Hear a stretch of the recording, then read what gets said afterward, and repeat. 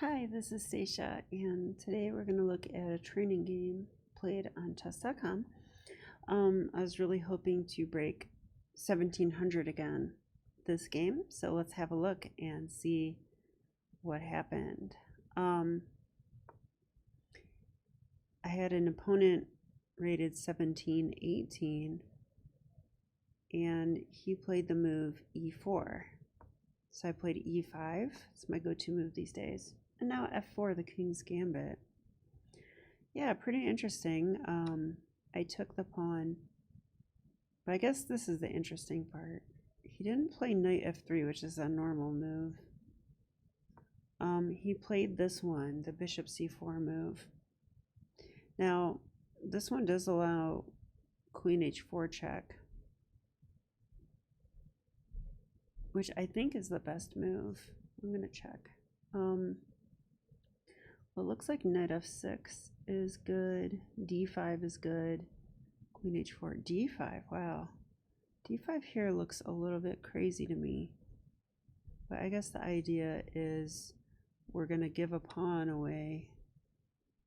And our bishop's opened up. Oh, and now we can play knight f6 tempo on the bishop. Honestly, I think I like this variation quite a bit. I might learn this one because I don't have a line against bishop c4 currently. Yeah, so I play knight f6, which is the main move. And after knight c3, I tend to play this one, bishop b4. So I guess this line is also good. I have played it before. So it's knight f6 is the Kozio defense. This is the Bogoljubab variation. And then there's bishop b4, which is actually the third most common from here. Usually white goes c6, or black goes c6, or knight c6. Yeah, but I think this is an interesting move because, you know, my threat's pretty simple. Like, I'm going to take your knight and take your pawn. So he pushed here.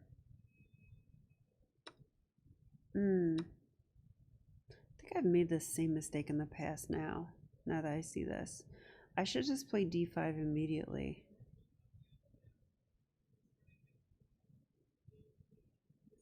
That's hard for me to understand though. So we're going to look at this. Like, the reason I didn't play it is because both the knight and the bishop are on this, but you know what? We have enough on it. So if they take here, we take here, I'm sure. And I'll check with the engine. But yeah, it's like okay for black. A little bit better for black. It says f takes g7. I'm assuming rook g8. Yeah, it's like, this is kind of what happened in the game. We'll get back to this. So I should have played d5 right away. Instead, I took first. Let's look at what that is. It says there's only one game in the database. It's a draw. Now d5. Okay, and now we're in new territory. Yeah, so here he takes and I take, and it's better for white. Wow, I didn't realize that. But I guess it kind of makes sense because he can take the queen, which he did do. And I don't know that my king is good on d8. Probably not, because white can play this and then castle queenside, and that looks pretty nice for white. Yeah, they should take here first. I played rook g8, the obvious move. Yeah, and here comes castles. I did take the pawn. I mean, the reason I did is because what if he goes here? He stops f6 and it defends the pawn, and this could be annoying. He can park the bishop on d4. So this little diagonal switch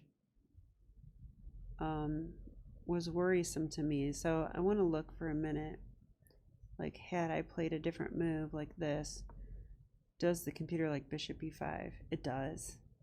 Okay, so I was right to be afraid of that move. So rook takes g7. He gets to castle with check. And I don't really want to move my king away because I dropped this pawn. So I blocked. But if you're going to put yourself in a pin like this, you need to make sure that your pinned piece can't be attacked.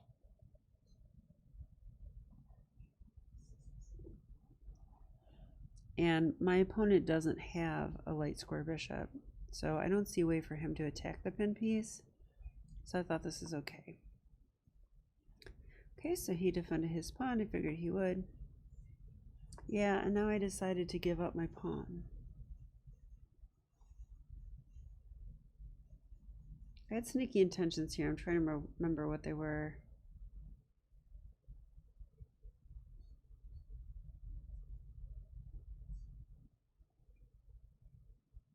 Oh, I know what it was. I wanted to play bishop c6 and win the rook because the rook is trapped. So I thought if he takes the pawn, I play here. And I win in exchange. So he played knight h3. I did take. Yeah, surprisingly,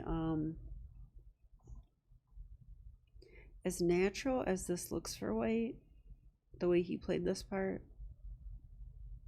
it's giving black an advantage now. And it said earlier that after bishop c6, white's winning. Wow, and it says white should play knight to f3, which looks insane. Okay, what is going on here? Why would knight f3 be a good move? I would take. That forks the rooks. How could that possibly be good? I guess one idea is he can check me and get out of it. Like check and then move the other rook. That must be the point. So let's look at this. This gives up a piece though. Why? Why do this? It says check.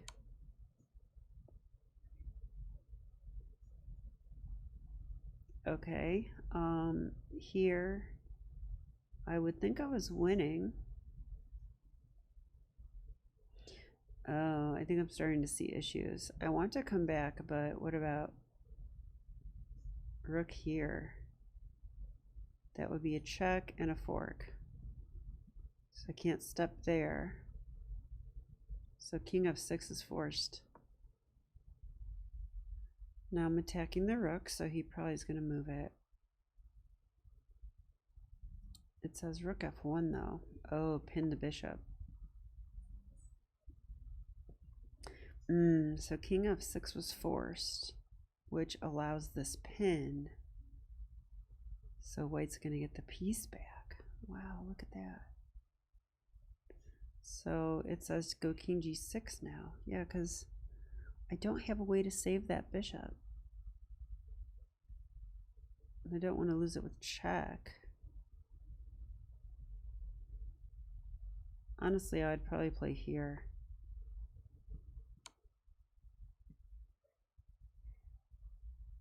Now I'd want to go here, but then check and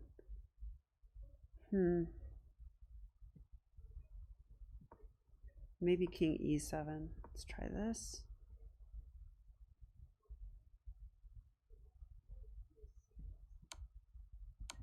Okay, let's stay here.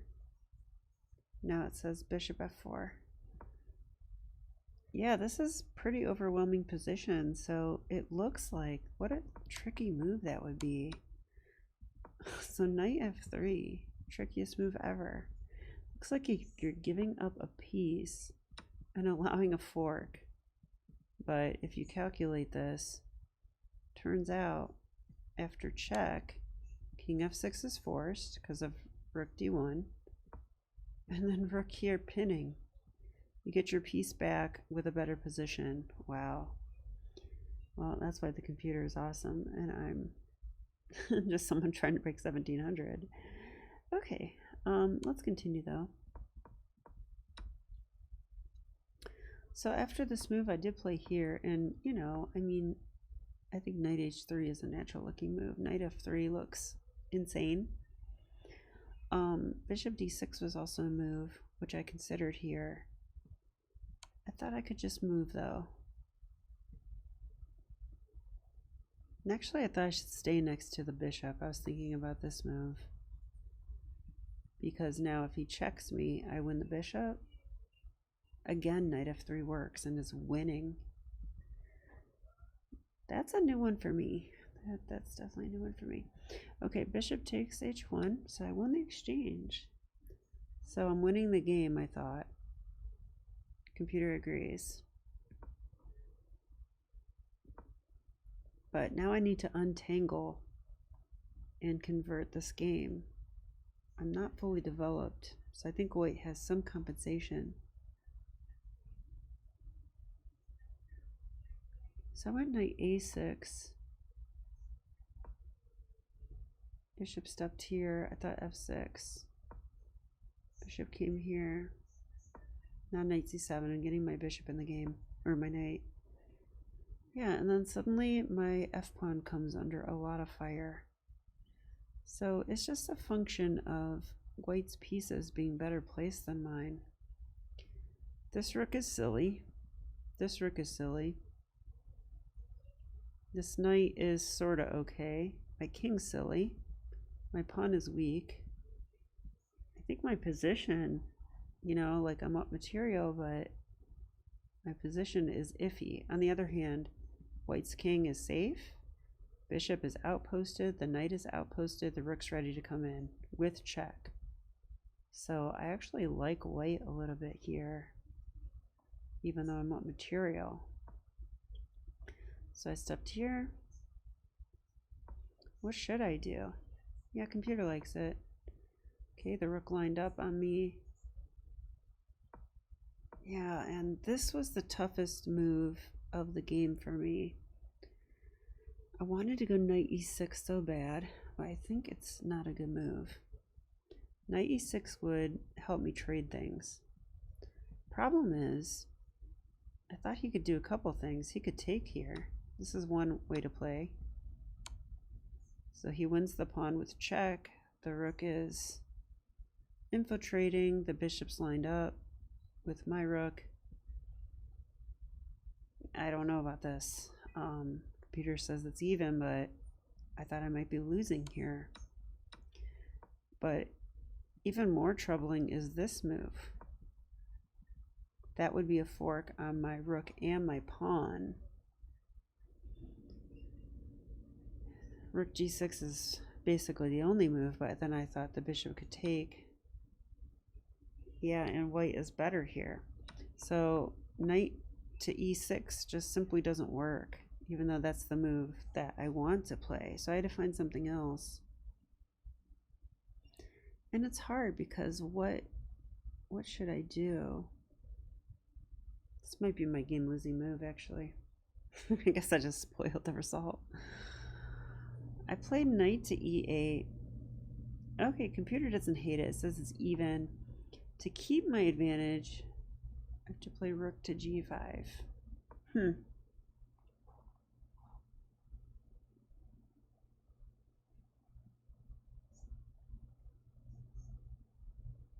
I think the point is I'm stopping knight to h5.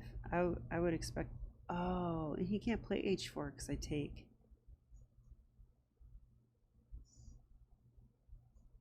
Okay, but even then there's knight h5. Probably rook h3? Yeah. No, he can take, but I can take. It's a more active way. So rook g5 is a more active way to play. It stops h4, stops knight h5. Yeah. I like it. I like it quite a bit. It's saying b3 here, or knight h3. Yeah, if knight h3, I think I'm content to play rook h5, skewer on the pawn. Yeah, this pawn's falling no matter what, though. Yeah, it's just a weak pawn that is on an open file, and white's too active. I cannot keep that pawn. So I played this move, which isn't as good as rook g5. It's passive, obviously, but I am holding the pawn. It's a little bit annoying. So he attacked it again. Yeah, I'm really impressed with how my opponent played this part of the game. Although I think it's just a function of being active. Yeah, knight d5 is the top computer choice. He's attacking.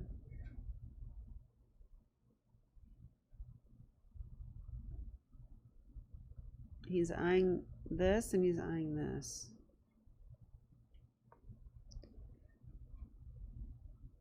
Rook d6. Yeah, top computer move. And this one I should have thought about more. When he played a4, I almost instantly played a6, which is a natural looking move, but it gives up the b6 square. So this is my losing move. Wow. And I played it very fast. Hate it when that happens. So now knight b6 comes in, and that's a fork. So I just blundered a fork, basically. Rook d8, what else is there? And he did take.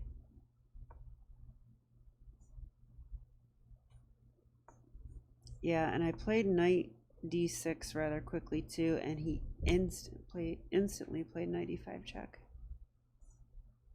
So I failed to navigate these tactics this game, unfortunately. I'll be honest with you. I got emotional when he got knight b6 and grabbed my pawn. I got emotional, and I think I lost focus a little bit because I played knight d6 rather quickly. That is a function of me playing a lot of blitz too. Like not good blitz either, like lazy blitz. So I was like, oh, let's trade knights and whatever. But he didn't trade knights, he played that, and now I'm lost. Yeah, he can take that, now he takes here. That forks, so game over. So unfortunate loss, and I just want to look at this end part. How should I have played this then? So I should not have played a6. Okay, this is pretty obvious to me. I'm disappointed that I didn't see that I'm giving up the b6 square. That's something I usually would see. Instead, I think I should just go. Why couldn't I go rook d8 here? Is that a bad move? It says knight e3. What have you played? White's only a little better here. Okay, the game goes on, you know? I think that was the key moment. But even still, I shouldn't just fall apart after knight b6. So rook d8 was forced, he takes. And now I should see this. I need to calm down when I lose a pawn. Wait a few seconds, use some time if necessary, and find the best moves. And here, I think it's not that hard to find this move. I mean, there's a pin here. I was aware of this pin. Yeah, maybe I just crumbled under the pressure a bit. Yeah, I would want to step out of the pin. I think I would play, probably play this move. I want to, I might play king g8 actually. And just say, okay, take the pawn if you want it. Guess he can't yet. Yeah, but knight e3, and I think the knight's coming here, blockading square. So pretty interesting game. Let's run through it real quick. It was a king's game with bishop c4. I need to study this a little bit. I don't know this line. Causes me to burn time in the opening. This turned out sort of okay. I'm not unhappy with this. But yeah, rook g7 turned out to be right. It's hard not to develop your pieces, but did not want to see this show up. And I loved my bishop c6 idea. I thought this is really cool because the rook is trapped. I did not know about this knight f3 resource. Probably going to make a flashcard about that. That was really interesting.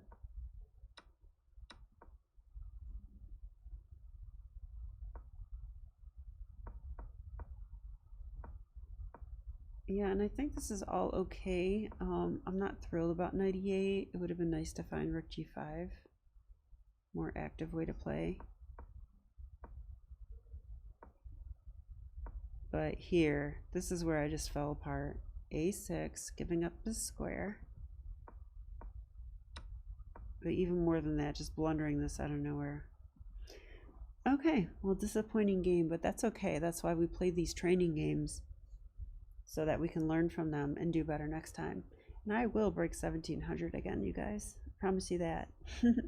This is Stacia, and I'll be back with more chess. Bye.